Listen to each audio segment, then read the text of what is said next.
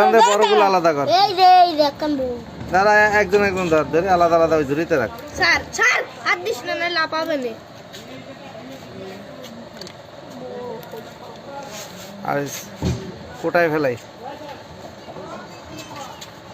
ওরে আল্লাহ, কোটায় মাছ বসে গেছে তো।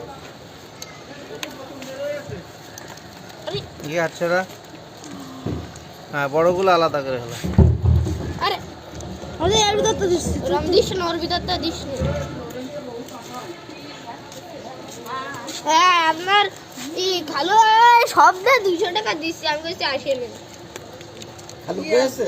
এই আর সব 200 টাকা দিচ্ছি, আমি না আসে না। খালু তোমার সাথে পেয়েছে তো।